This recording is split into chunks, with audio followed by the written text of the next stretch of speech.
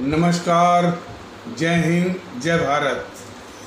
भारतीय अवाम ताकत दल अपने भारतीय भाई बहनों अर्थात अपने देश भारत की जनता अर्थात अपनी भारतीय अवाम से भारतीयता आधारित आपसी श्रद्धा, भारतीयता आधारित आपसी स्नेह, भारतीयता आधारित आपसी प्रेम, भारतीयता आधारित आपसी अखलाक मोहब्बत, भारतीयता आधारित आपसी सहयोग, भारतीयता आधारित आपसी सम्मान, भारतीयता आधारित आपसी एकता, भारतीयता आधारित आपसी भाईचारा तथा भारतीयता आधारित आपसी सद्भाव को समझने व उसे आत्मसात करके वैसा ही और उसी अनुसार आचरण एवं व्यवहार करने हेतु और इसके समस्त भारत में प्रचार प्रसार करने हेतु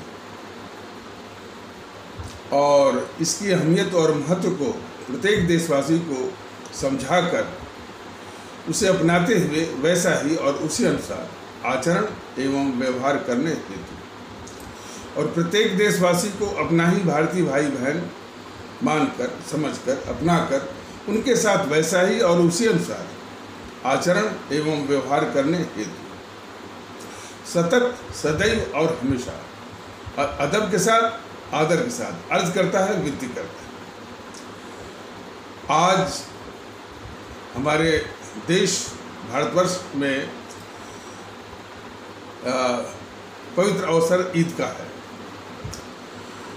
ईद का अवसर हम भारतीय भाई बहनों में आपसी सद्भाव, आपसी भाईचारा, आपसी प्रेम, आपसी अखलाक मोहब्बत लाने का यह अवसर है।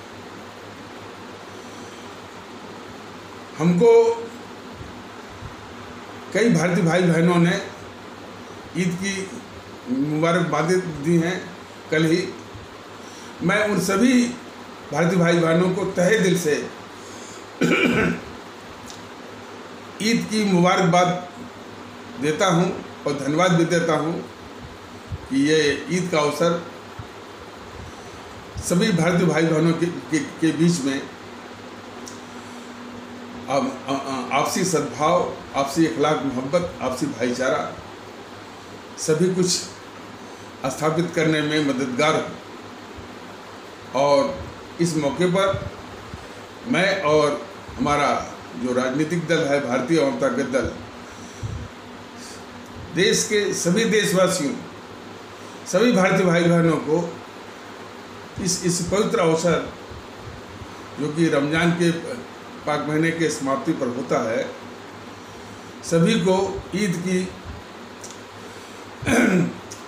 ढेर सारी बधाइयाँ और इस कामना के साथ ये ईद का अवसर हम सभी भारतीय भाई बहनों के बीच में एकता, भाईचारा, सद्भाव, अखलाक मोहब्बत स्थापित करने में मददगार हो, जिसके लिए भारतीय अवाम ताकत दल लगातार जो है इंसिस्टेंटली, कंटिन्यूसली या इनएक्सोरेबली प्रयास कर रहा है। तो कम से कम ये अवसर उसी प्रयास का मददगार हो, इसी कामना के साथ मैं सभी देशवासियों, सभी भारतीय भाई बहनों, अपने पूरी भारतीय अवाम को ईद की बहुत बहुत बधाइयाँ अर्पित करता हूँ। चलिए आगे इस मौके पर कुछ और भी अनुभव साझा करते हैं। कोई हमारे भारतीय अवाम ताकत दल के पदाधिकारी बता रहे थे कि राजीव जेटली, जो कि भारतीय जनता पार्टी के प्रवक्ता हैं, वो ये कहते हुए किसी टीवी चैनल पर देखे गए कि मैं हिंदू बिल्कुल नहीं हूँ, मैं सिर्फ भारतीय हूँ। ये बहुत ही स्वागत योग्य चीज़ है, बहुत ही स्वागत योग्य है। हमारे कुछ पदाधिकारी बता रहे थे कि सर ये भारतीय जनता दल की नकल कर रहे हैं। देखिए, नकल करें या वैसे करें, यदि कोई कहता है कि हम सिर्फ भारतीय हैं तो फिर उसका स्वागत किया जाना चाहिए, लेकिन उनसे गुजारिश यही है कि ये बात पूरे अपने जो भारतीय जनता पार्टी है उसको सच्चे रूप में इसको प्रसारित करवाएं, और विशेष करके गुजारिश ये है कि जब राजू जेटली जैसे भारतीय जनता पार्टी के पदाधिकारी या प्रवक्ता जब वो कहते हैं कि हम हिंदू नहीं बल्कि हम भारतीय हैं, तो ये बात पूरे भारतीय जनता पार्टी से अपेक्षा की जाती है, और वो अपेक्षा इन शब्दों में है और इन आकांक्षाओं में है, इन आशाओं में है। तो फिर कोई उस भारतीय जनता पार्टी से कोई ये ना कहे कि 80-20 करना है या हिंदू एकता की बात करनी है। और भी तमाम वाक़यात हुए हैं, ब्राह्मण सम्मेलन, गुर्जर सम्मेलन, निषाद सम्मेलन इत्यादि से बिल्कुल परहेज करना है। इसी प्रकार की जो विखंडनकारी गतिविधियां हैं, यदि उसे परहेज करता है तब जा करके राजू जेटली जैसे भारतीय जनता पार्टी के पदाधिकारियों के द्वारा यह व्यक्त किया जाना कि हम सिर्फ भारतीय हैं, हिंदू इत्यादि बिल्कुल नहीं है, तब वो ज़्यादा सार्थक दिखेगा और विश्वसनीय होगा। और ये सबके लिए जरूरी है, सिर्फ भारतीय जनता पार्टी के ही लोग नहीं। यदि जीएनपीसी के लोग भी ऐसा भी करते हैं, लेकिन सिर्फ कहने से नहीं, मुख्य रूप से है जिसे मनसा वाचा कर्मणा होता है, तो सिर्फ जबान चले इससे कुछ नहीं होता है। आपके मन में भी वही बात होनी चाहिए, आपके आचरण व्यवहार में भी होनी चाहिए। और सारी समस्या जो है वो आचरण व्यवहार से है कि मुंह से तो माने भले बोलते हैं कि हम भारतीय हैं, लेकिन बार बार उनका दृष्टिकोण ये होगा कि ये हिंदू है। कोई वारदात हो जाएगी, कोई घटना, कोई अपराध की घटना, तो अपराधी को भी देखेंगे कि वो हिंदू है कि मुस्लिम है, जो शिकार हुआ है उसको भी देखेंगे कि हिंदू है कि मुस्लिम है, और उसी अनुसार जो है ये अपना प्रचार दुष्प्रचार और प्रयास करते हैं। तो भारतीय अपने को बोल दीजिए और सारा व्यवहार जो है विखंडन वाला करिए, तो वो पाखंड हो जाता है, और पाखंड किसी भी विधा का बहुत शत्रु होता है। तो इसलिए भारतीय जनता दल का राजीव जेटली जैसे लोगों का कि ये मंशा, ये घोषणा का स्वागत करता है, और सभी लोग इसी की तो आवश्यकता है कि सभी लोग अपने भारतीय माने, लेकिन भारतीय की तरह व्यवहार भी करें, इसकी आवश्यकता है।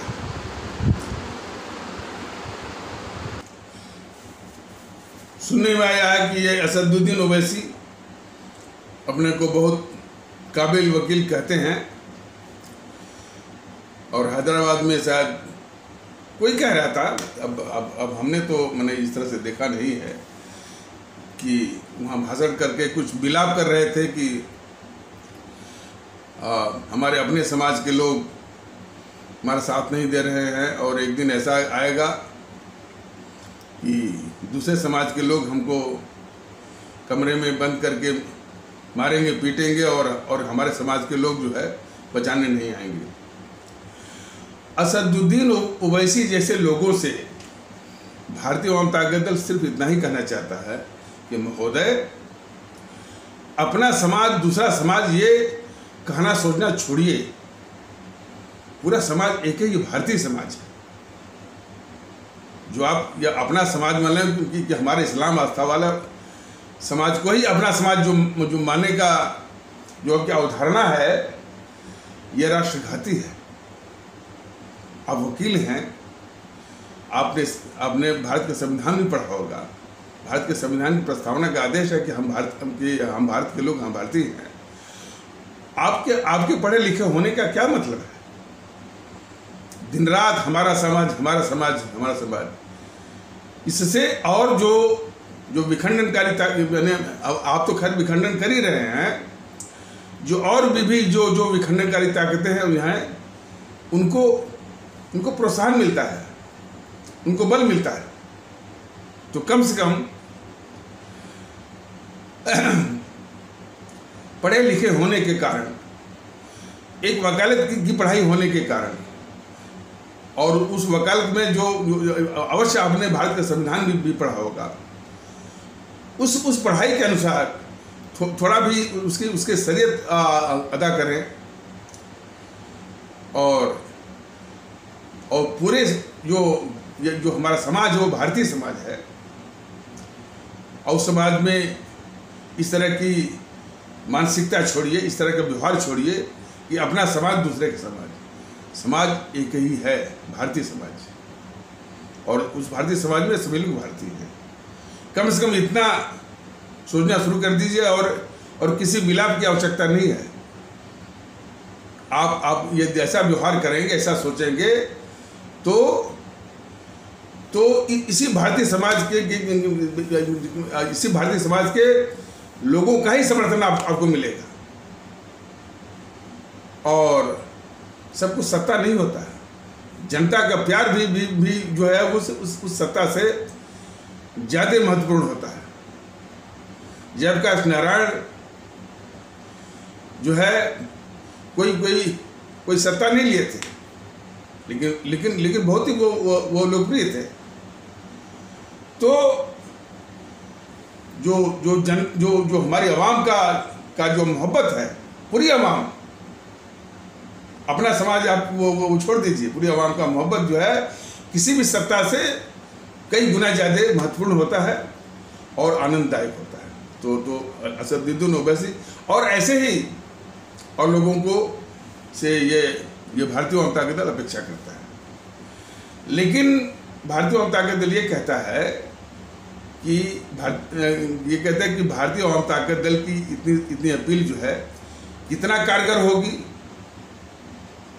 क्या ये इस अपील से जो दीपक त्यागी है, जो अपराधी दीपक त्यागी, जो कि अपना नाम बदल लिया है सिर्फ उस अपराधी कलंक से बचने के लिए, अब हो गया है यति नरसिम्हानंद सरस्वती, जो अभी भी आग उगलता है। तो क्या ऐसे यति नरसिम्हानंद सरस्वती पर भारतीय जनता दल की ये अपील कि पूरे देश में भारतीयता आधारित सद्भाव होना चाहिए, क्या ये उसके ऊपर असर करेगा? ये देखने वाली बात है। हमने और अभी हमारी कोई टिप्पणी नहीं है।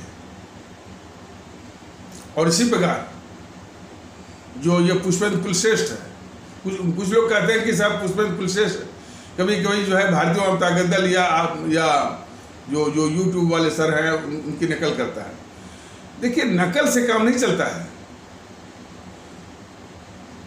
भारतीय जनता दल ये बराबर कहा है कि चिंता होनी चाहिए अपने देश की, अपने मुल्क भारतवर्ष की और अपने अवाम की। ये दो विषय हैं, अपना देश और अपनी जो भारतीय अवाम है।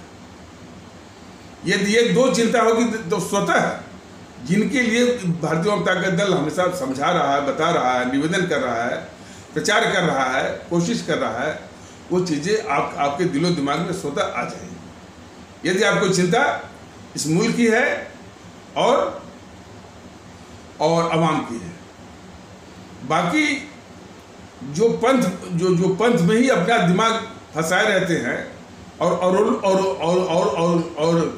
लोगों को फंसाने की वो हिदायत देते हैं, उनसे भारतीय जनता दल बस यही कहना चाहता है कि यदि हमारा मुल्क, प्यारा मुल्क भारतवर्ष महफूज रहेगा, मजबूत रहेगा और हमारी आवाम सुरक्षित रहेगी और खुशहाल रहेगी और आपसी भाईचारा रहेगा, भारतीयता आधारित इखलाक मोहब्बत रहेगा और सद्भाव रहेगा, तो जो व्यक्तिगत पंथ की जो आस्थाएं हैं, हिंदू सनातन है, इस्लाम आस्था है, ईसाई आस्था है, सिख आस्था है, ये सभी जो है वो भी महफूज रहेंगे।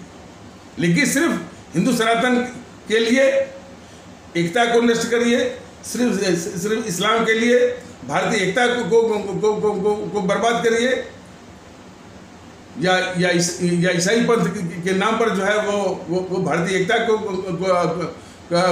चोट पहुंचाइए, नुकसान पहुंचाइए, या सिख पंथ के लिए जो है वो भारतीय एकता को नुकसान पहुंचाइए, देश को नुकसान पहुंचाइए। ये कतई इस मुल्क को और हमारे आदरणीय भारतीय भाई बहनों को, हमारे आदरणीय भारतीय अवाम को और भारतीय जनता दल को, मुझे भी कतई मंजूर नहीं।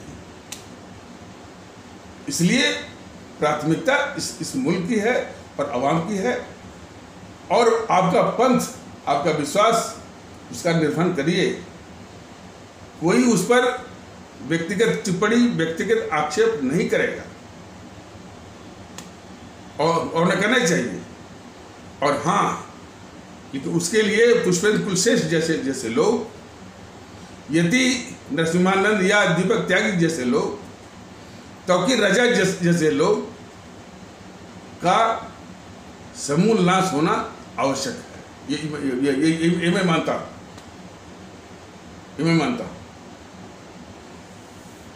लेकिन उसके लिए भी भारतीय जनता दल ने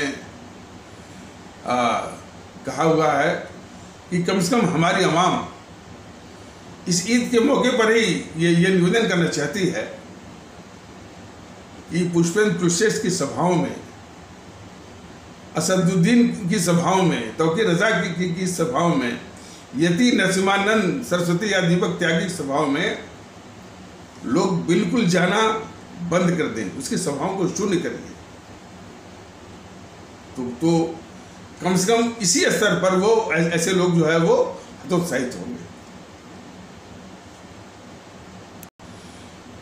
बात चली थी कि वो राजीव जेटली जी ने ये घोषणा की कि उन्होंने घोषणा की कि हम सिर्फ भारतीय हैं, और जिसका कि भारतीय जनता दल स्वागत भी करता है।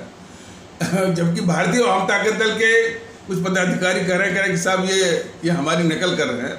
मैंने कहा नकल की चिंता मत करिए, कोई कहता है तो स्वागत किया जो है वो स्वागत किया जाना चाहिए, कोई भी कहता है, इसी की तो आवश्यकता है। लेकिन उनसे अपेक्षा है कि ऐसा व्यवहार भी हो, ऐसा आपके मन में भी होना चाहिए। अभी वो होना बाकी है। राजीव जेटली जैसे लोग कहेंगे कि हम सिर्फ भारतीय हैं, और उन्हीं की पार्टी में योगी आदित्यनाथ बोलेंगे 80-20 बोलेंगे, उन्हीं की पार्टी में योगी आदित्यनाथ बोलेंगे गर्व से हम हिंदू हैं, तो ये विरोधाभास जो है भारतीयता को बहुत नुकसान पहुंचाएगा। तो जरा उनको भी सिखा दीजिए, योगी आदित्यनाथ को भी, और सबसे पहले अपने मोदी जी को भी सिखा दीजिए। वो जो अपनी सभाओं में बोलते हैं भाई बहनों, तो वो जब तक ये नहीं कहें कि भाई कि हमारे भारतीय भाई बहनों, तब तक इस पर यकीन करना मुश्किल है, कठिन है कि वो भी अपने को भारतीय मानते हैं कि नहीं। मोदी महोदय भी अपने को भारतीय मानते हैं कि नहीं मानते हैं, और मोदी महोदय हमारे देशवासियों को भी भारतीय मानते हैं कि नहीं मानते हैं, ये बहुत बड़ा प्रश्न चिन्ह जो है वो खड़ा है, ये प्रश्न है।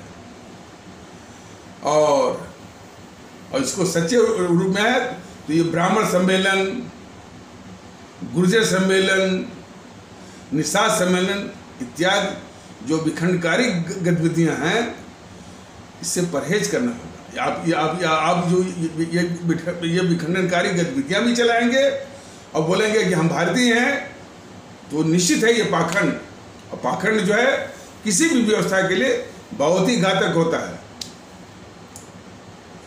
तो यही अपेक्षा हमारे इस्लाम आस्था वाले भारतीय भाई बहनों से भी है।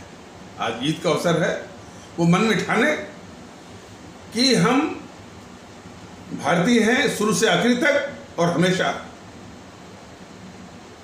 हमारे इस्लाम विशेष करके हमारे इस्लाम आस्था वाले भारतीय बहन अपने मन में ये विश्वास जगाएं, मन में ठाने, निश्चय करें वो सिर्फ भारतीय हैं, इसके अलावा उनका कोई और वजूद और पहचान नहीं है। उनकी आस्था इस्लाम की है, ये जग जाहिर है, उसका सम्मान भी है, लेकिन जहां तक वजूद का सवाल है, पहचान का सवाल है, वो सिर्फ भारतीय है। यही एहसास, यही विश्वास, यही निश्चय हमारे सभी इस्लाम आस्था वाले भारतीय भाई बहनों से यह अपेक्षा है, आशा है और विनम्र विनती भी है। तो ऐसा ही हो, वो कम से कम कुछ लोग कहते हैं कि वो कांग्रेसी टाइप के हैं मुल्ला मौलवी, उनके मोह माया जाल से बाहर आइए और उनको भी सिखाइए कि मौलवी साहब, मुल्ला साहब, आप भी भारतीय हैं, व्यवहार करिए वैसा। देखिए, जिस बिखराव के विरुद्ध भारतीय जनता दल ये मुहिम, ये आंदोलन छेड़ा हुआ है और हमारे आदरणीय भारतीय भाई बहन इसको महसूस भी कर रहे हैं कि ये आंदोलन बहुत जरूरी है, ये जागरूकता इसकी बहुत जरूरी है। तो ये बिखराव की ऐतिहासिक पृष्ठभूमि है, जमाने से जो है ये बिखराव की जो गंदगी है, बिखराव का जो जहर है, हमारे समाज को डस रहा है। तो इसके विषय में पहले भी बताया गया था कि अब जरा समझिए कि अच्छा, एक चीज़ और, ये चीज़ बार बार बताई गई है, हमारे मुल्क में एक मानसिकता है। मानसिकता ये है कि अंग्रेजों की गुलामी के साथ साथ मुगल काल को भी अंग्रेजों की गुलामी के साथ या तो जोड़ते हैं या अंग्रेजों की गुलामी को मुगल काल से भी बेहतर मानते हैं। पूछिए, ये मानसिकता बहुत ही घातक है। गुलामी का काल सिर्फ जो अंग्रेजों वाला है, मुगल काल, सल्तनत काल इसी देश का है, वो हमारे इतिहास का हिस्सा है, हमारे सम्माननीय जो है इतिहास का हिस्सा है। इसलिए उस मानसिकता को भी ध्वस्त किया जाना चाहिए, जो कि अंग्रेजों की गुलामी के साथ साथ मुगल काल को भी या जो सल्तनत काल को भी वो गुलामी मानते हैं। वो जो देखिए, और ये फर्क कैसे है, अंग्रेजों ने इस देश को गुलाम बनाया, अत्याचार किए, शोषण किया और इस देश को लूटा और लूट करके फिर चले गए वापस इंग्लैंड। तो ऐसे मानसिकता वालों से भारतीय जनता दल ये पूछना चाहता है कि क्या कोई वो सल्तनत का, मुगल काल का, या मुगल ही मान लीजिए, इस देश को लूट करके वापस मंगोलिया गया? नहीं गया ना। तो अंग्रेजों के साथ तुलना करना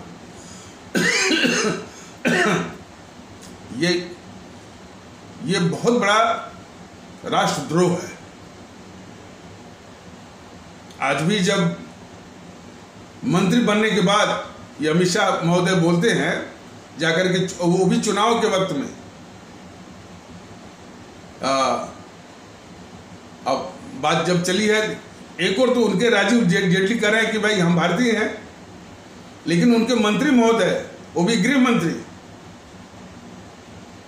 अमित शाह, क्या बोलते हैं, और वो भी जाकर के जो हमारे भारतीय भाई बहन हैं, यानी जिनको जाट कहते हैं, लेकिन वो हमारे भारतीय भाई बहन हैं। और अब चूंकि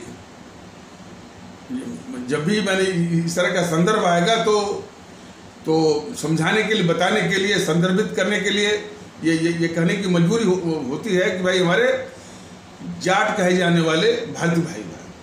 तो ऐसे समूह को वो संबोधित करते हुए अमित शाह महोदय, जो हमारे माननीय जो हमारे भारत सरकार के माननीय गृह मंत्री हैं, वो कह रहे थे कि आप लोग मुगलों से लड़ रहे थे, हम भी मुगलों से लड़ रहे हैं। बताइए, केंद्र सरकार के गृह मंत्री पद पर बैठा हुआ व्यक्ति कितनी विखंडनकारी बात बोल रहा है। ये राजीव जेटली जैसे लोगों को दिखना पड़ेगा। हम राजीव जेटली जैसे लोगों को हतोत्साहित नहीं कर रहे हैं, लेकिन जिस ओर उन्होंने कदम बढ़ाया है वो कदम तभी सार्थक होगा कि इन खतरनाक जो है प्रवृत्तियों के प्रति सजग रहे, सावधान रहे और उसको दूर करने की बात करें। और उससे भी बड़ी बात, जो इस बीजेपी का आका है, यानी आका मनवा कि जिससे मैंने जिस संगठन की राजनीतिक उपज है भारतीय जनता पार्टी या जनसंघ जो भी है, आरएसएस के लोग, मोहन भागवत के लोग कभी अपने को भारतीय मानते हैं? वो तो कहते हैं कि भाई हमको हिंदू होने पर गर्व है, ये हिंदू राष्ट्र है, भारत में जितने लोग हैं उनको हम हिंदू मानते हैं। इतनी अनर्गल बातें और इतनी भारत विरोधी बातें वो भी आरएसएस जैसे संगठन करता है, और उसी आरएसएस संगठन का कि ये राजनीतिक उपज है भारतीय जनता पार्टी। तो इस सारी बातों को बहुत गौर से देखना पड़ेगा। लेकिन हाँ, यदि राजीव जेटली ने शुरुआत किया है उसका स्वागत है, लेकिन वो जिस रूप में ये भारतीय जनता दल ने बताया है उस रूप में बढ़िए, पाखंड का शिकार मत होइए। बात चली है आरएसएस की, तो आरएसएस सिर्फ इतना ही अपराध नहीं करता है कि वो कहता है कि गर्व से मैं कहता हूँ कि मैं हिंदू हूँ, सबको सिखाता है कि आप भी कहिए गर्व से हम हिंदू हैं, जबकि इस देश में सबको भारतीय की तरह व्यवहार करने की जरूरत है, और वो सिखाता है वो हिंदू की तरह। तो वो इस तरह की कृति जो है वो जो है देशद्रोह है। हम नहीं कहते हैं कि सिर्फ जो है इसका कहना, आरएसएस का कहना कि भाई हम गर्व से हम कहते हैं हम हिंदू हैं, आप भी कहिए गर्व से हम हिंदू हैं, ये देशद्रोह है। जो लोग इसी प्रकार अपने को कहते हैं कि हम गर्व से कहते हैं हम मुस्लिम हैं, हालांकि ईद के अवसर पर उतना बढ़िया नहीं लगता, लेकिन जो सच्चाई है वो उसी प्रकार भारत के संवैधानिक परिवेश में रहते हैं, सारी जो है संवैधानिक व्यवस्थाओं का वो उपयोग करते हैं, उपभोग करते हैं, लाभ उठाते हैं। कोई कहे कि नहीं हम गर्व से कहो हम मुस्लिम हैं या ईसाई सिख हैं, वो भी एक राष्ट्रद्रोह है। जिस प्रकार ये आरएसएस कहता है वो भी एक राष्ट्रद्रोह है। तो बात इतनी सी नहीं है कि वो विखंडनकारी बातें जो करता रहता है आरएसएस की, हम कहते हैं कि हम हिंदू हैं, गर्व से हम हिंदू हैं, और वो सिखाता है कि आप भी कहिए कि गर्व से हम हिंदू हैं। उसकी खुराफात बस यहीं तक सीमित नहीं है, और भी खुराफात। इस देश का अब तक जो है सबसे ऐतिहासिक अभिशाप जो जीएनपीसी है उसको सबसे ऐतिहासिक सर्वाधिक गद्दार नेहरू है। नेहरू के विषय में भारतीय जनता दल कई बार स्पष्ट रूप से बताया हुआ है कि ये जो नेहरू है, जवाहरलाल नेहरू जिसको कहते हैं आप, यह भारत विरोधी अंतर्राष्ट्रीय साम्राज्यवादी ताकतों का बहुत ही खतरनाक भारत विरोधी एजेंट है। जरा इसको मैंने वो इसको यूं मत समझिए कि वो तमाम अलंकार शब्द इसमें जोड़ दिए गए हैं। यह वास्तविकता है, यह असलियत है। मैं फिर से कह दे रहा हूं कि ये जवाहरलाल नेहरू पूरे इतिहास में भारत विरोधी अंतर्राष्ट्रीय साम्राज्यवादी ताकतों का बहुत ही खतरनाक भारत विरोधी एजेंट है और देश का सर्वाधिक घातक और खतरनाक गद्दार है ये जवाहरलाल नेहरू। तो ऐसे जवाहरलाल नेहरू से ये जो है आरएसएस जो है वो देशभक्ति का सर्टिफिकेट लेता है और उसका वर्णन भी करता रहता है। और वो कहता है आरएसएस कि नेहरू हमारी शाखाओं में आया करते थे और वो लिख के गए हैं स्मरण पट्टिका पर कि आरएसएस या राष्ट्रीय स्वयं सेवक संघ जो है वह एक सांस्कृतिक संगठन है, एक देशभक्त संगठन है। सवाल इस बात का है कि जो नेहरू इतने बड़े भारत के अभिशाप से जो देशभक्ति का सर्टिफिकेट लेता है उस देशभक्ति के सर्टिफिकेट को छाती पर लगा करके लोगों को दिखाता फिरता है, वो आरएसएस किस किस्म का देशभक्त होगा इसका अंदाजा आप कर सकते हैं। तो देखिए और लोग भी आरएसएस का विरोध करते हैं ना। हालांकि इस ईद के मौके पर उतना शायद अच्छा न लगे, लेकिन मैं बताऊंगा। वो जो इस्लाम आस्था वाले भारतीय भाई बहनों के तबके से जितने प्रवक्ता आते हैं और प्रवक्ता ही नहीं, जितना बौद्धिक वर्ग है उसका यूनिवर्सिटीज़ में, कॉलेजेस में उसके बने, जिसमें लगी अलीगढ़ मुस्लिम यूनिवर्सिटी है, नदवा यूनिवर्सिटी है, जामिया मिलिया है, उस्मानिया है, तमाम है। उन शिक्षण संस्थाओं में जो आरएसएस का जो विरोध होता है वो वही है जो जीएनपीसी प्रायोजित, कांग्रेस प्रायोजित वो नफरत है। वो वाला नहीं कि यह मुल्क के लिए इसकी गतिविधि घातक है, ऐसा नहीं। जो उनको इन कांग्रेसियों ने सिखाया पढ़ा है तो वो उसी भाषा में बोलते हैं।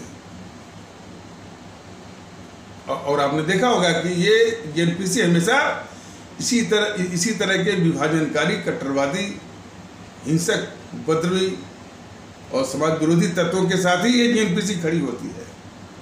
वामदल वाले खड़े होते हैं। हमारे पूरे इस्लाम आस्था वाले भारतीय भाई बहनों के हितैषी वो नहीं है और न कभी खड़े होते। ये दोहराने की जरूरत नहीं है कि जिस इस्लाम आस्था वाले भारतीय भाई बहनों से वोट लेकर के ये जेएनपीसी 60-70 सालों तक वो सत्ता का सुख भोगा। सच्चर कमेटी की रिपोर्ट क्या कहती है कि इस जेएनपीसी ने उसी इस्लाम आस्था वाले भारतीय भाई बहनों के तबके को सबसे अधिक गरीब रखा, सबसे अधिक बेरोजगार रखा और सबसे अधिक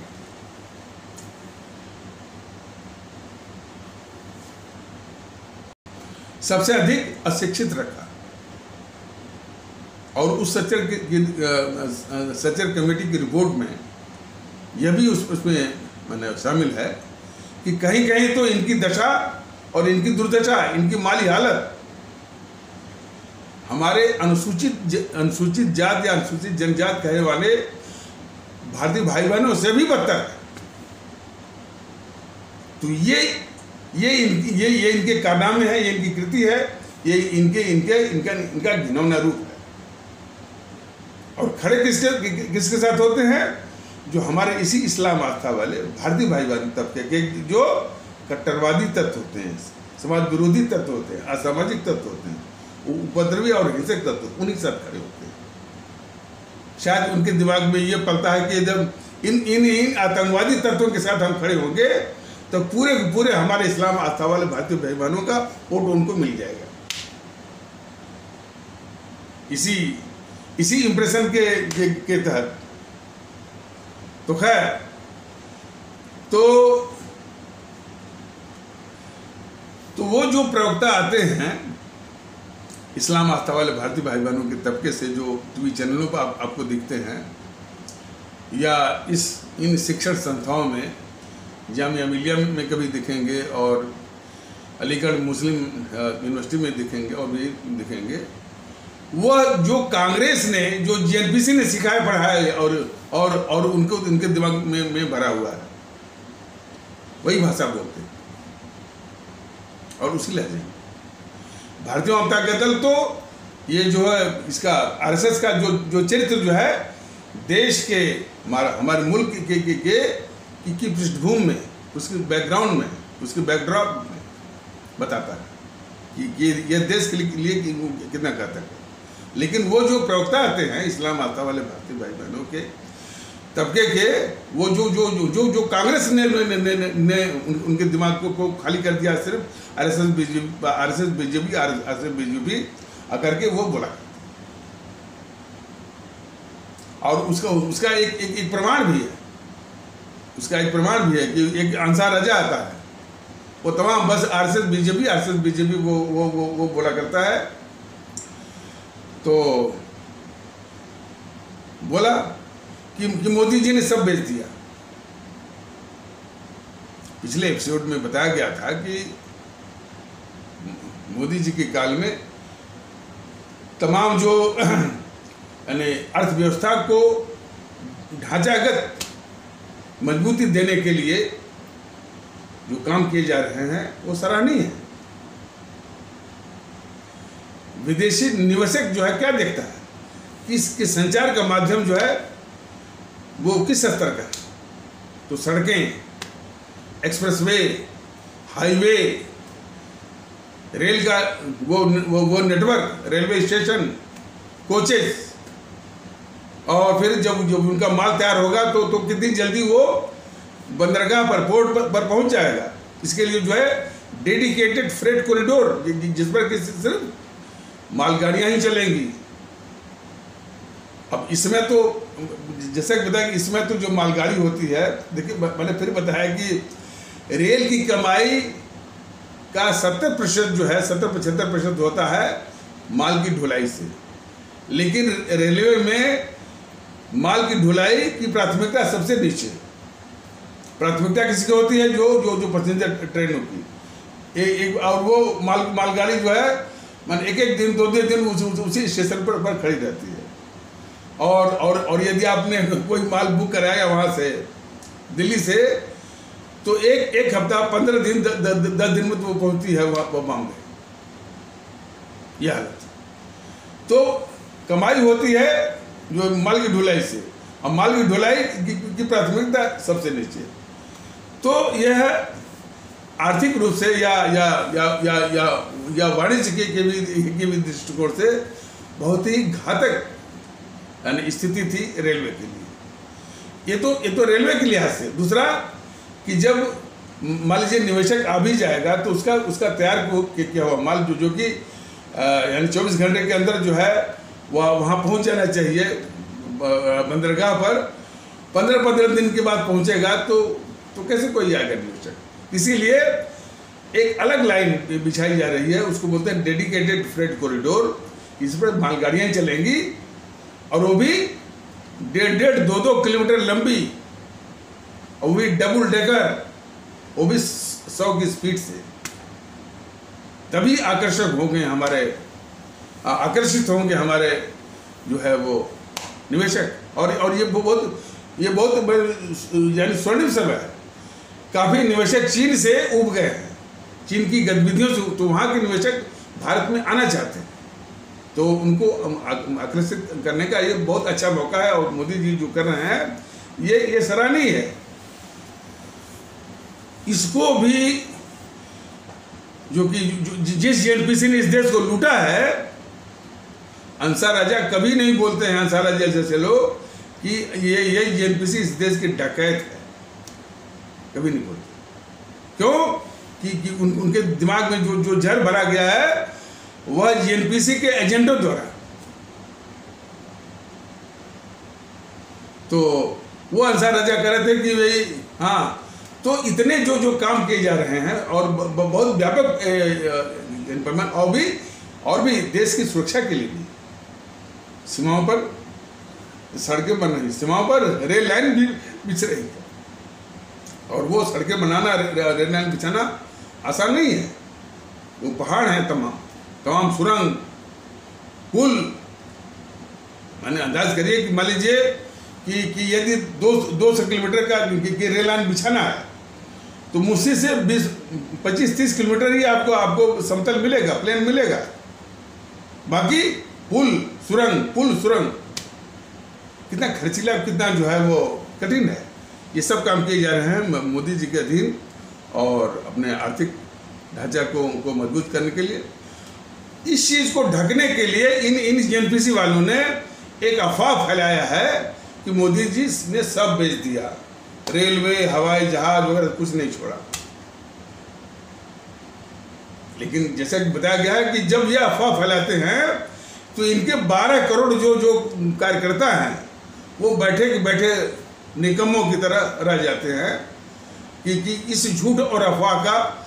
देखिए, भारतीय जनता दल कोई तरफदारी नहीं कर रहा है इनका, बीजेपी का, लेकिन ये बहुत दुख होता है, बहुत आजकल होता है कि मोदी जी के कार्यकाल में ये सब काम हो रहा है, उसको ये झूठ अफवाह के द्वारा ढकना चाहता है कि मोदी जी ने सब बेच दिया।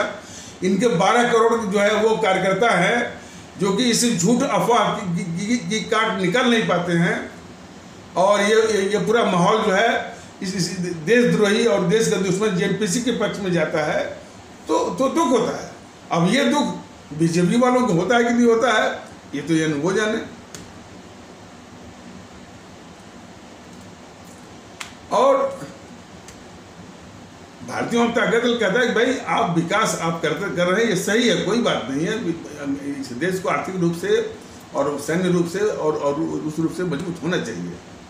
लेकिन मुख्य विषय जब आता है आवाम की, देश की, उसमें बीजेपी और मोदी जी के कदम जो है, कार्रवाइयाँ जो है, वह राष्ट्रघाती हैं, भारतघाती हैं। क्यों? कि जो देश की दुश्मन जो ताकतें हैं, सिर्फ JNPC बामदल ही नहीं, और भी पत्रकारों का गिरोह, JNPC के चाटुकार पत्रकारों का गिरोह, जिसका कि नाम जो है भारतीय जनता दल ने कई बार लिया हुआ है, जिसमें कि सबसे आता है अभिसार शर्मा, कोड़ी प्रसून वाजपेयी, आशुतोष, मुकेश कुमार, अमरीश कुमार, और ये आलोक जोशी, अशोक वानखेड़े, शरद प्रधान, और भी छोटे भैया है उसमें, ये श्रवण गर्ग, छोटे बहुत। ये हर वक्त वो JNPC जो इस मुल्क की सबसे बड़ी अभिशाप है, वो सत्ता में कैसे आए, इसी की तिकड़म वाली जो है बस वो करते रहते। वो देश के लिए बहुत ही घातक किस्म का वो गिरोह है, वो बहुत घातक गद्दार है वो गिरोह जो है। लेकिन वो गिरोह मोदी जी के द्वारा पाला जा रहा है, और पत्रकारों का ही नहीं, मीडिया का भी। मोदी मालूम है कि ये NDTV वो कितना घातक है, News 24 कितना घातक है, आज तक वाला वो कितना घातक है। अरे ये जी न्यूज़ वाला जो है बहुत दिखाता है कि भाई कि हम वो देशभक्त हैं, नेहरू की बात जब आती है, किस प्रकार उस गद्दार नेहरू की गद्दारियों के किस प्रकार से ये ढकता है जी न्यूज़ वाला, तभी इसकी वो गद्दारी दिखती है। इसकी न्यूज़ 18 इंडिया को देख लीजिए, उसका किशोर आजवानी जो है, कन्हैया कुमार, जिसने नारा लगवाया कि भारत तेरे टुकड़े होंगे, भारत की बर्बादी तक जंग जारी रहेगी, उससे ये गद्दार किशोर आजवानी ने टाकशो चलाया। जरा इन चीज़ों को जरा सोचिए, किसी भी देशभक्त का दिमाग जो है वो खोल जाएगा और झन्ना जाएगा। ये किशोर आजवानी और वो किशोर आजवानी वहीं तक नहीं रुका, कह रहा है यदि किसी ने कह दिया कि भारत तेरे टुकड़े होंगे तो इसमें नाराज होने वाली बात कौन सी है, बताइए। वो गद्दार कैसे बोल गए, गद्दार किशोर आजवानी कैसे बोल गया कि यदि किसी ने कह ही दिया कि भारत तेरे टुकड़े होंगे और भारत की बर्बादी तक जंग जारी है, तो इसमें नाराज होने वाली बात क्यों है। उसने तर्क दिया कि टुकड़ा तो हुआ नहीं, सब मुंह से बोला। भारतीय आवाम ताकत दल को इसी 20 यूट्यूब में उसको आईना दिखाने के लिए उस शैली का प्रयोग करना पड़ा, जिस शैली को का प्रयोग करने में, उन शब्दों को बोलने में भारतीय आवाम ताकत दल को बहुत तकलीफ होती है। उसमें मर्यादा का बहुत उल्लंघन होता है। वो उस शैली से बहुत दूर रहना चाहता है ये भारतीय आवाम ताकत दल, और मैं भी। लेकिन उस गद्दार किशोर आजवानी को आईना दिखाने के लिए एक मजबूरी थी, बताना पड़ा। क्या बताना पड़ा उसको कि भैया मान ले किशोर आजवानी कि कोई सिरफिरा व्यक्ति तुम्हारी माँ बहन को गाली देने लगे अनायास, तो क्या तुम्हारा खून नहीं खौलेगा, तुम्हारा दिमाग नहीं झन्नाएगा, तुमको क्रोध या गुस्सा नहीं आएगा। जबकि वो गाली देने वाला सिर्फ शब्दों से कह रहा है, वो ऐसा कुछ भी नहीं कर रहा है तुम्हारी माँ और बहन के साथ जैसा कि वो बोल रहा है, सिर्फ शब्दों से कह रहा है। लेकिन फिर भी तुमको गुस्सा आएगा ना। तो ये बात है, जहां मुल्क की बात हो तो एक तरह का पैमाना, व्यक्तिगत बात हो तो दूसरे तरह का पैमाना। ऐसे लोग ही इस मुल्क के लिए बहुत ही खतरनाक गद्दार होते हैं, ये किशोर आजवानी जैसे लोग। भारतीय आवाम ताकत दल ने तो यहाँ तक कहा कि इसको पालने वाला जो है वो मुकेश अंबानी, मुलाकात कभी होगी, भारतीय आवाम ताकत दल जरूर खींचेगा उनको। बल्कि ये संदेश यदि जा रहा होगा, इस किशोर आजवानी गद्दार को तुरंत वो बाहर करें। लेकिन ये सब के सब मोदी महोदय के शासन के तत्वाधान में सब हो रहा है। सब तो मोदी महोदय लाख विकास कर रहे हैं, जैसा कि अभी बताया गया है या कुछ एपिसोड में बताया गया है। वो सब विकास व्यर्थ हो जाता है। जीएनपीसी को पाल रहे हैं, जीएनपीसी की सारी गद्दारियों को ढक रहे हैं। नेहरू जैसे खतरनाक गद्दार की सारी गद्दारियों को ढकते हैं मोदी जी हर वक्त। 370-35 से हटा दिया, ठीक है, और ये भी 370 और 35 से इन सबों ने, जीएनपीसी वालों ने, बीजेपी वालों ने उसको हिंदू बनाम मुस्लिम वो कर दिया था कि भाई 370-35 से के पक्ष में मुस्लिम हैं और उसको हटाने वाले हिंदू हैं। इतनी गिर हुई मानसिकता है। देखिए भारतीय आवाम ताकत दल क्या क्या अपेक्षाएं करते हैं, लेकिन किस तरह से खतरनाक दुश्मन भी हैं अंदर। तो जिसमें 370 और 35 से हटाया गया, तो हटाने का तमगा आतंक लूट रहे हैं कि हमने 35 से हटा, हमने 370 हटाया। 370-35 से किस संवैधानिक छल करके और ये गद्दार नेहरू ने उसमें जुड़वाया था, इसको नहीं बोलते, बस तमगा लूटते। लेकिन देशभक्ति का तकाजा है बीजेपी वालों कि किस प्रकार संवैधानिक छल करके देश के साथ विश्वासघात किया गया 370 और 35 जोड़ करके। इसी के बूते पर तो एक बड़ी विचित्र व्यवस्था एक गद्दार नेहरू ने लाया था कि संसाधन तो प्रयोग करेगा भारत का कश्मीर, लेकिन उस कश्मीर पर कोई भारत का नियंत्रण नहीं होगा। वो स्पेशल स्टेटस जो मिला हुआ था, तो जिस कश्मीर को पाकिस्तान हवाले ये गद्दार नेहरू नहीं कर पाया, लाख कोशिश करने के बाद, तो उसको जो है पाकिस्तान का एक उपनिवेश के रूप में, और कैसा उपनिवेश जिसमें कि अलगाववादी, आतंकवादी और जो है पाकिस्तान परस्त पलते हों, उनको प्रोत्साहन मिलता है, ऐसा पाकिस्तान का उपनिवेश ये गद्दार नेहरू ने बना दिया। धारा 370 धारा 35 से जोड़ करके, वो भी कॉन्स्टिट्यूशनल फ्रॉड करके, संवैधानिक छल करके। इस पर बीजेपी वाले, मोदी सरकार, और उस अवसर पर ये देश ने देखा होगा कि ये अमित शाह महोदय जो है, यानी शब्दों के झोंक में, at the heat of the moment, वो देख एनपीसी वालों की ओर इशारा करते हुए बोले थे कि आपने धर्म के आधार पर देश को बांटा, बस यही तक रुक गए। ये सवाल बनता है ना इनसे। असल बात है कि सारी जो इस तरह की जो सच्चाइयाँ हैं, जो कि वो सच्चाई जो कि जेएनपीसी, नेहरू और गांधी की गद्दारियों के विषय में हैं, सारी सच्चाइयाँ, इसको बराबर उसको ढकने का एक साजिश चल रही है। वो साजिश पहले जेएनपीसी करती थी, उसी साजिश को ये बीजेपी भी आगे बढ़ा रही है।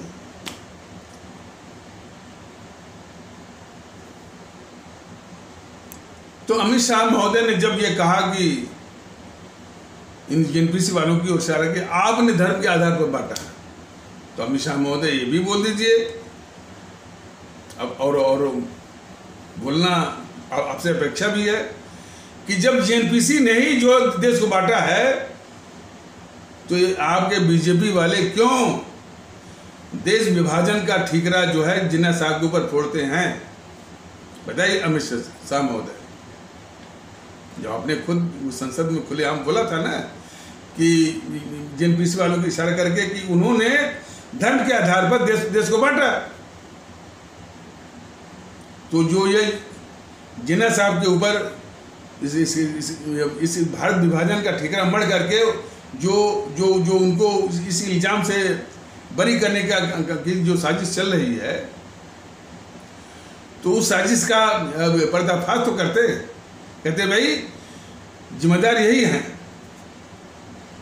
लेकिन अपना पाप जो है दूसरे के मत्थे ये मरने की ये साजिश कर रहे हैं। अपराधी तो ये है, लेकिन उसका इल्जाम उनके सिर पर। और कई बार ये भारतीय जनता पार्टी ने बताया कि जिन्ना साहब को भी एहसास हुआ था कि भाई जिन्ना महोदय की इतनी सी गलती थी कि भारत के एक टुकड़े पर जो है कैसे वो शांत हो गए। जब उन्होंने जो है पूरे भारत के प्रधानमंत्री पद का दावा किया था, तो उसी दावे पर वो डटे रहते, अड़े रहते। अब उसका एक टुकड़ा काट करके इनके मुंह में डाल दिया गया और ये शांत हो गए। यदि डटे रहते तो ये भी जो है वो सरदार पटेल और मौलाना आज़ाद और डॉक्टर राजेंद्र प्रसाद की और अंबेडकर साहब की श्रेणी में होते। तो ये गलती उनकी है।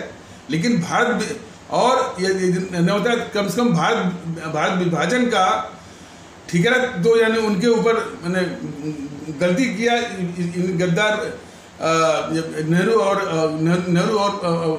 मोहनदास करमचंद गांधी ने, और ठीकरा वो मर दिया इनके ऊपर, वो जिन्ना साहब के ऊपर तो ये नौबत तो नहीं आती। और ये जिन्ना महोदय को भी मालूम था कि पूरा देश चाह भी रहा था, पूरा देश ये चाह रहा था कि जिन्ना साहब ही जो है इस देश के प्रथम प्रधानमंत्री बने। और कांग्रेस चाह रही थी पटेल को। यही तो पूरे देश को जानना जरूरी है कि जिस शख्स को कोई चाहता ही नहीं है, न देशवासी न कांग्रेस, उसको इस गद्दार मोहनदास करमचंद गांधी ने इस देश के ऊपर थोपा। ये कहते हैं कि हमने आज़ादी की लड़ाई लड़ी, और तो ये बोला था मोहनदास करमचंद गांधी ने, से किसी ने पूछा कि अरे भाई, जिस कांग्रेस को जिस जवाहरलाल नेहरू को कोई चाहता नहीं था आपके कांग्रेस में, उसको आपने क्यों वो प्रधानमंत्री बनवाया? क्या क्या उलझुल कि वो नंबर 2 पोजीशन नहीं चाहते थे, नहीं काम कर सकते थे, और एक अच्छी अंग्रेजी बोलने वाला, विदेशों से संबंध रखने वाला एक अंग्रेज चाहिए, और वो अंग्रेज सिर्फ जो नेहरू है। अंग्रेजों से आज़ादी की लड़ाई जो है हम भारतीय भाई बहनों ने, लाखों भारतीय भाई बहनों ने कुर्बानी दी। ये गद्दार मोहनदास करमचंद गांधी फिर एक अंग्रेज या अंग्रेज के चमचे को ही बिठवाया। ये तो दूसरा अपने मुंह से कह दिया। इसी बीच में हम कहना चाहते हैं कि अभी भी इस गद्दार नेहरू और गद्दार जीएनपीसी के लिए, सत्ता वापसी के लिए, तमाम जो ये गद्दार पत्रकारों का जो अभी समूह है, जिन पत्रकारों का मैंने नाम भी लिया है, उसी की सत्ता वापसी के लिए क्या क्या झूठ बोलते हैं। उसमें मैंने सुना है इसने आज़ादी की लड़ाई लड़ी। अरे गद्दार पत्रकारों, जरा समझो, सुनो, कांग्रेस ने कभी भी आज़ादी की लड़ाई नहीं लड़ी। उसकी स्थापना जो है अंग्रेजी हुकूमत ने अपने किसी अंग्रेज के द्वारा ही करवाई थी 1885। इसलिए दलाली के लिए, मुखबिरी के लिए, चमचागिरी के लिए। ये मोहनदास करमचंद गांधी सार्वजनिक रूप से बोल चुका है, शायद 1915 या 14 या 13 के आसपास, कि मैं अंग्रेजी हुकूमत का मैं वफादार जो है वो विश्वास पात्र एक सिपाही हूँ। और भारतीयों को भी चाहिए कि वो अपनी वफादारी, अपनी जो है विश्वास पात्रता जो है इस अंग्रेजी हुकूमत के प्रति दिखाएं। और अंग्रेजों की सेना जो कि प्रथम विश्व युद्ध के लिए तैयार की जा रही थी, उसमें भर्ती हो। बताइए, जिस अंग्रेजी हुकूमत के खिलाफ हमारे भारतीय भाई बहन, हमारे जो है वो क्रांतिकारी, अमर शहीद, राजभक्त, जैसे सुभाष चंद्र बोस हुए, भगत सिंह हुए, चंद्रशेखर आज़ाद, अशफाकुल्लाह, वो अपनी जान दे रहे थे। और ये गद्दार मोहनदास करमचंद गांधी सार्वजनिक रूप से कह रहा है कि मैं इस अंग्रेजी सरकार का मैं वो विश्वास पात्र वफादार हूँ। और इतना ही नहीं, मैं ही नहीं, यानी अपने देशवासियों को भी कह रहा है कि वो भी इसी तरह की वफादारी दिखाएं अंग्रेजी सरकार के प्रति। उसको ये चमचे जो पत्रकार हैं, आशुतोष जैसे, और जो है अमरीश कुमार, मुकेश कुमार जैसे कहते हैं कि कांग्रेस ने आज़ादी की लड़ाई लड़ी। यह वास्तविकता पूरे देश को जानना बहुत जरूरी है। ये गद्दारी जो है शुरू से करते रहे, और ये गद्दारी सभी तो नहीं, लेकिन जो यही दोनों, गद्दार मोहनदास करमचंद गांधी और गद्दार नेहरू। बाकी उस कांग्रेस में ऐसा नहीं कि उस कांग्रेस में आपके वो लाला लाजपत राय भी थे, और माने पंजाब केसरी लाला लाजपत राय भी थे, लोकमान्य तिलक या लोकमान्य बाल गंगाधर तिलक भी थे, सुभाष चंद्र बोस भी थे। पंजाब केसरी लाला लाजपत राय तो बहुत ही माने दुखी होकर के कभी अपशब्द से इस पर गुस्सा करते थे, इसकी गद्दारी पर, जो मोहनदास करमचंद गांधी की। ये तो जो इतिहास जेएनपीसी के चाटुकार इतिहासकारों ने जो इतिहास लिखा है उसमें भी आपको मिल जाएगा। तो ये बहुत ही खतरनाक किस्म का गद्दार था मोहनदास करमचंद गांधी। लेकिन इस जेएनपीसी की चाल तो देखिए, इनकी साजिश तो आप देखिए, और अंत में सत्ता के लिए, जो सत्ता के लिए इस देश को बांट रहा है, वो किस स्तर का खतरनाक गद्दार होगा। और उसको पता था कि ये देश बटेगा वो भी पंथ के आधार पर, और आबादियों का जब वो अदला बदली होगी, हस्तांतरण होगा, मारकाट होगी, मारकाट हुई भी आपस में। यही हमारे माने हिंदू सनातन आस्था वाले भारतीय भाई बहन का तबका और इस्लाम आस्था वाले भारतीय भाई बहन का तबका कुछ ही दिन पहले कंधे से कंधा मिला करके अंग्रेजों के खिलाफ लड़ाई लड़े थे, आज़ादी की जंग के लिए। वही आपस में कटे मरे। ये दुख किसने दिया? गद्दार जवाहरलाल नेहरू, गद्दार मोहनदास करमचंद गांधी ने दिया। 25 से 30 लाख हमारे भारतीय भाई बहनों की जान गई, और 3 करोड़ से ऊपर हमारे भारतीय भाई बहनों के घर उजड़े। और इस उन्होंने साजिश करके एक को देश का बाप बना दिया और दूसरे को देश का चाचा। ये सारी बातें मोदी महोदय जानते हैं, ये सारी बातें बीजेपी वाले जानते हैं, ये सारी गद्दारी छुपा रहे हैं। तो जहां एक और मोदी महोदय का ये highway, expressway, dedicated freight corridor, rail line बिछाना, भारतमाला, सागरमाला वो है, दूसरी ओर इनकी जो गद्दारी है देश के माने देश के गद्दारों को बचाने का की जो गद्दारी है देश के खिलाफ, वह इस मुल्क को मंजूर नहीं है। कोई जेएनपीसी या बीजेपी का कोई भैया नेता कह रहा था कि यूट्यूब वाले सर वही बात बार बार सवाल इस बात का है, तुम अपने करतूतों को अपने आईना में देखो। जो हिंदू मुस्लिम चलाना जो है इस देश के लिए कितना घातक है, तुम बार हिंदू मुस्लिम वो चला रहे हो, जिससे कि यह देश बिल्कुल आजीज आ गया है, उब गया है, परेशान हो गया है, और तुम नहीं मानते हो, बार वो कह रहे हो। भारतीय जनता दल तो तब तक वो बताता रहेगा जब तक कि हिंदू मुस्लिम करने वालों का इस भारत की पावन धरती से उनका विनाश न हो जाए। तो ये बार वाली बात करना छोड़ दो।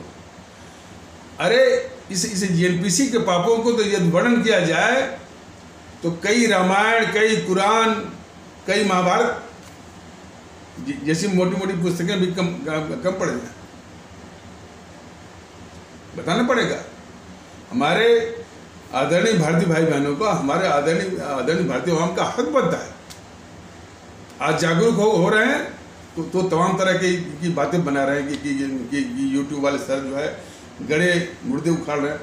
एक बात जान लें बीजेपी वाले और जेएनपीसी इत्यादि वाले कि अहमियत जो है हमारे आवाम की है, अहमियत बीजेपी की नहीं है, अहमियत नेहरू की नहीं है और वो गांधी की नहीं है।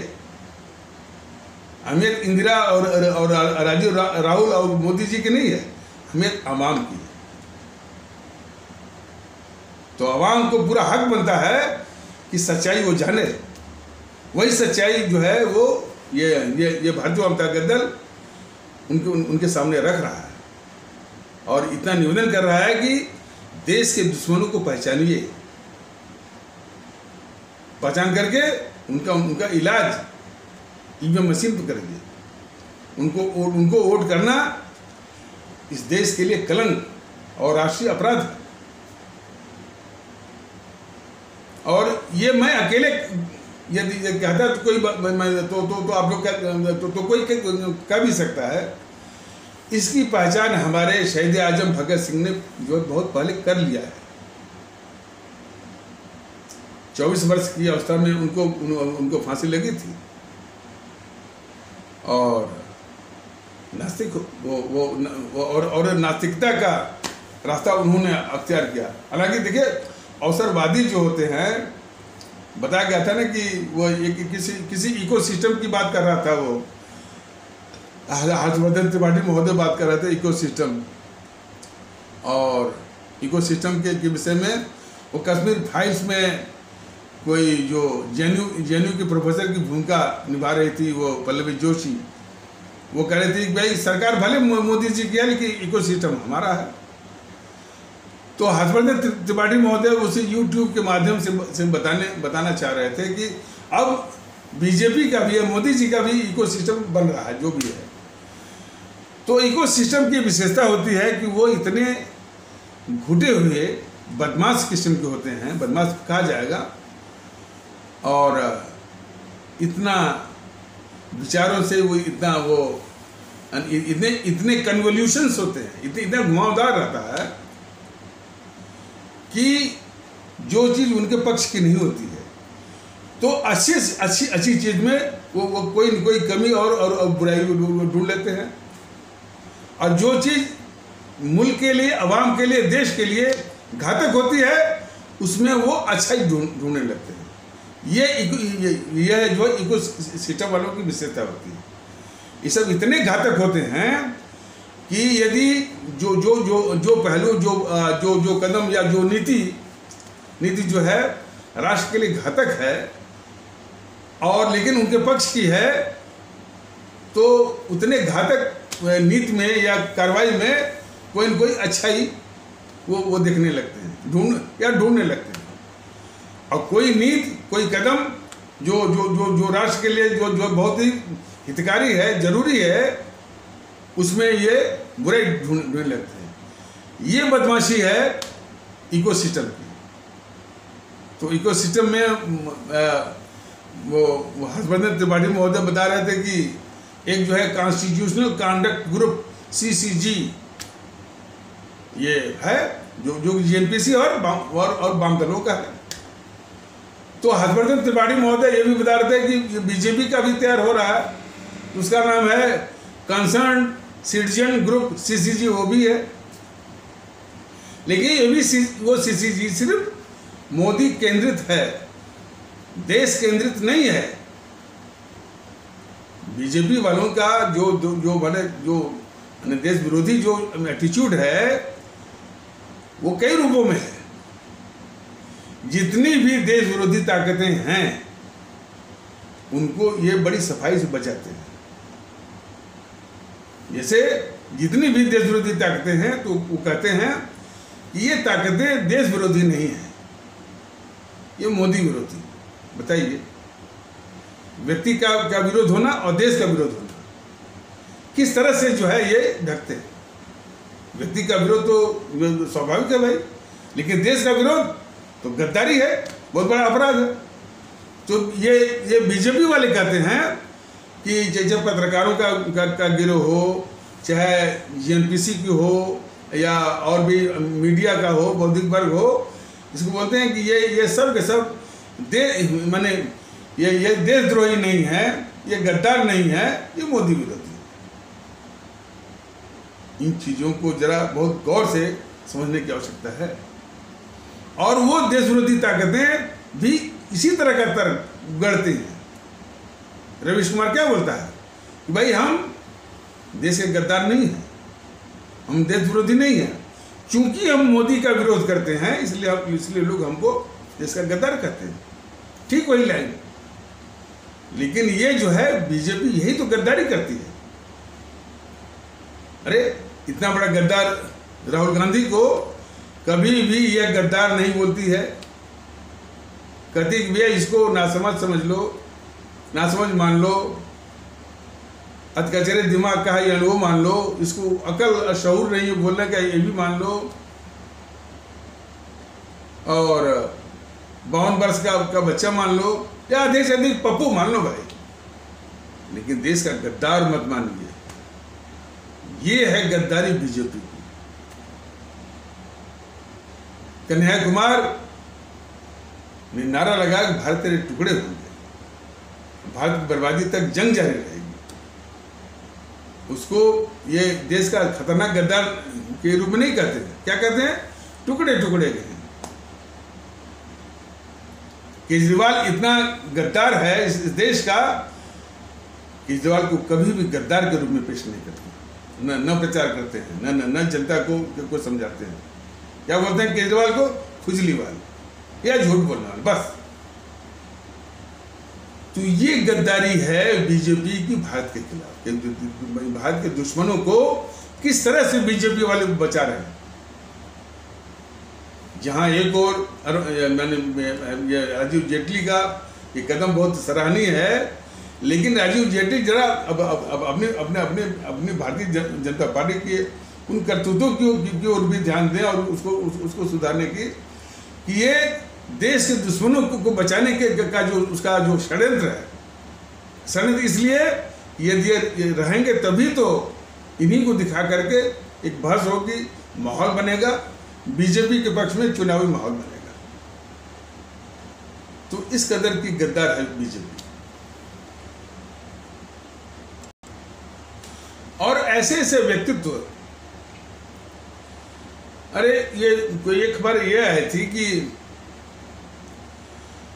वो जो लखनऊ बेंच है इलाहाबाद हाई कोर्ट की, उसमें कोई अवसर आया था और वो सरदार पटेल के ऊपर जो है उनकी कोई फोटो वोटो थी, तो कुछ मैंने लखनऊ बेंच वाले जो इलाहाबाद हाई कोर्ट के कुछ जस्टिसेस कह रहे थे कि इनको इसको उपयुक्त स्थान पर इसको लगाइए। तो लखनऊ बार एसोसिएशन में लगा और इसके बाद कुछ तत्वों ने वो हटा लिया।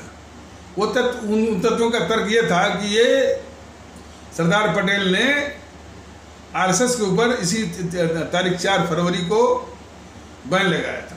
बताइए, आरएसएस में कुछ लोग ऐसे हैं जो कि सरदार पटेल को अपमानित करते हैं कि बैन लगाया था, और उन्हीं के प्रधानमंत्री जो है, प्रधानमंत्री तो खैर पूरे देश के हैं, माने उसी दल से जो बने हैं प्रधानमंत्री मोदी महोदय, वो सरदार पटेल की 3000 करोड़ की जो है प्रतिमा बनवाते हैं। तो देख लें, अंदर खाने ये पड़ रहा है कि वो सरदार पटेल को अपमानित करते हैं क्योंकि सरदार पटेल ने वो बैन लगाया था। तो कितने विरोधाभासों के साथ चल रही है बीजेपी और देश विरोधी सोच के साथ, ये समझने की आवश्यकता है। तो इसीलिए जो इनका विकास वाली बात है वो बिल्कुल वो पीछे छूट जाती है कि ये आवाम के लिए, देश के लिए कितने घातक हैं, ये विषय जो है वो सामने है अपने आवाम के सामने। लेकिन इसका इलाज क्या है? भारतीयता की सोच और भारतीयता के आधार पर एकता, सद्भाव, और खासकर इस ईद के पावन मौके पर हम कहना चाहते हैं वो अखलाक, मोहब्बत, वो आपसी भाईचारा, इसकी आवश्यकता है। तो इन्हीं आवश्यक शब्दों के साथ इस आवश्यक पर चर्चा को यहीं पर विराम दिया जाता है। तब तक के लिए नमस्कार। जय हिंद, जय भारत।